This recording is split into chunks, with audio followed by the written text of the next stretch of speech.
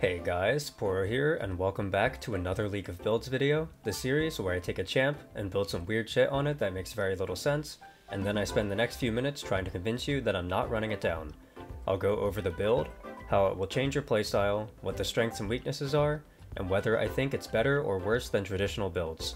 The build in question today is Spellslinger Gwen, a build that focuses mostly on the power of Gwen's ultimate as opposed to her sustain or auto attacks.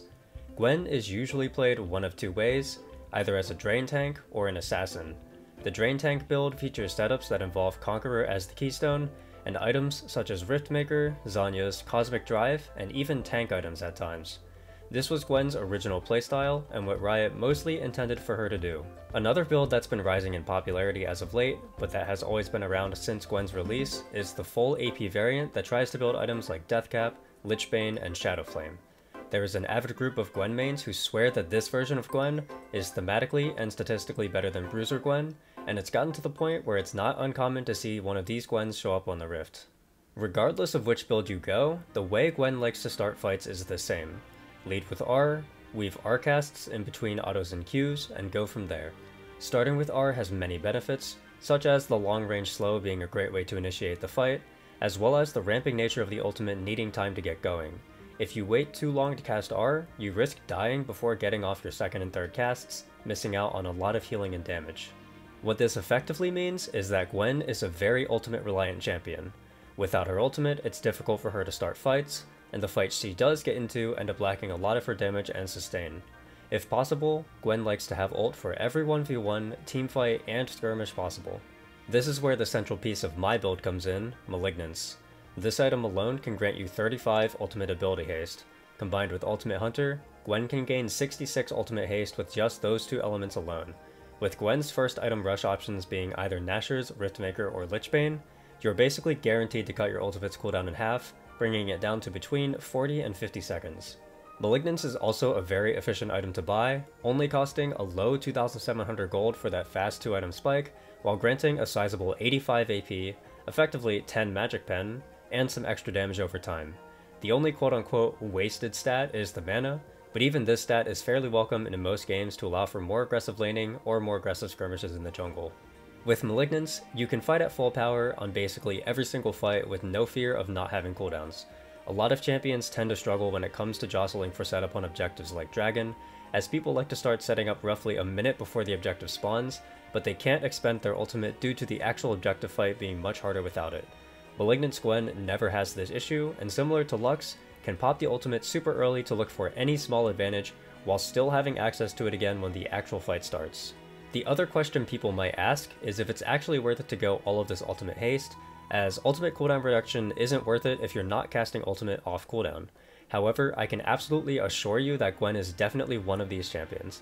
As mentioned before, she wants to cast ultimate every time she fights if possible, and having this type of CDR is incredibly helpful.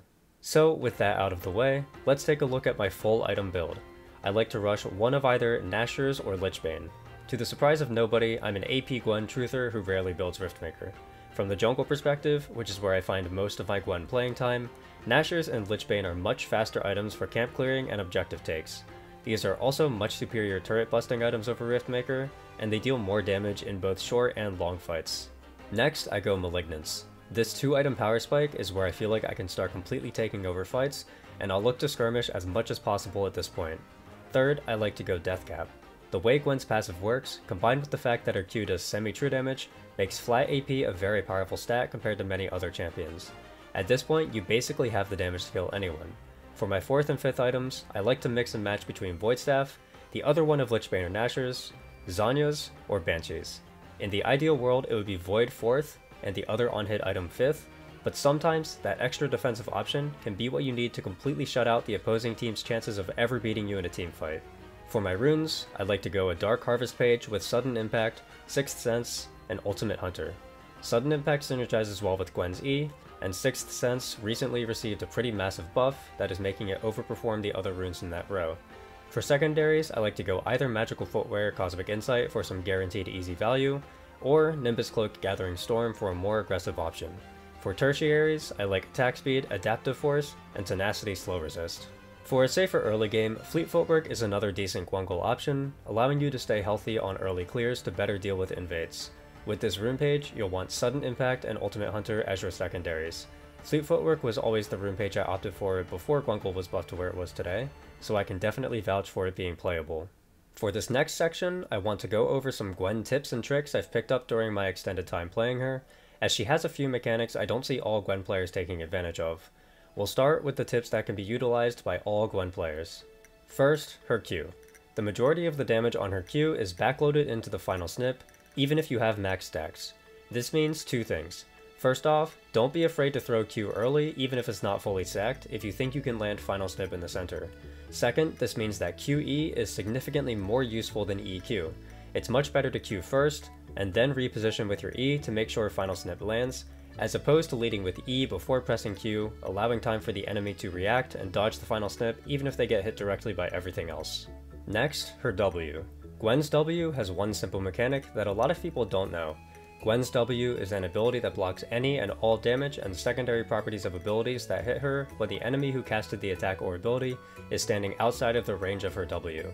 Gwen can reposition her W once during the cast time to recenter around her, allowing for her to have some counterplay when enemies inevitably move into close range. What most people don't know about her W is exactly how it can be repositioned, as there are two different ways to do it. Most people know that Gwen can reposition her W by moving to the edge of the mist, which will automatically recenter around her as soon as she hits the border. What less people know is that Gwen can manually recenter her W whenever she wants by recasting it. This little trick opens up a world of possibilities when it comes to outplays, and should be practiced by every Gwen player.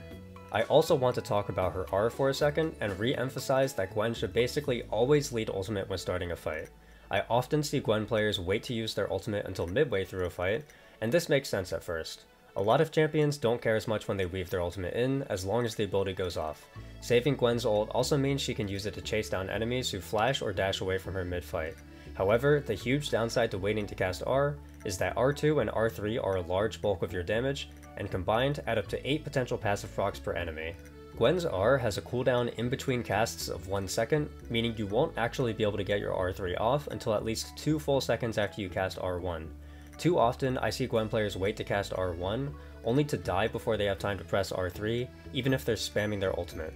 The upside of waiting to cast R to chase down enemies doesn't even really exist either, as each of Gwen's ultimate recasts can be held onto for 6 seconds.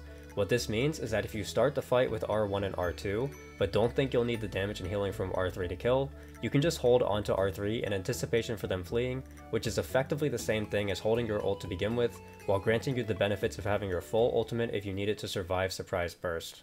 Now I have some tips specifically for Gwen jungle, all of which have to do with optimizing her clear. The first big tip I have is to start Q level 1 over E if there's no action on the map.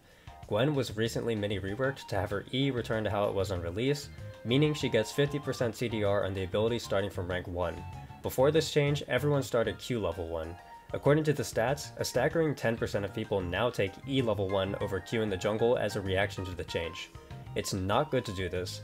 Both E start and Q start kill the first buff at roughly the 1 minute 49 second mark, but the second camp is drastically slowed down with the E start, as you'll have 0 Q stacks as opposed to Q start, which will allow you to start your second camp with 4 stacks. The second camp clearing trick I have for you, now that we've established that Q start is better, is to go for the blast cone before starting your first camp.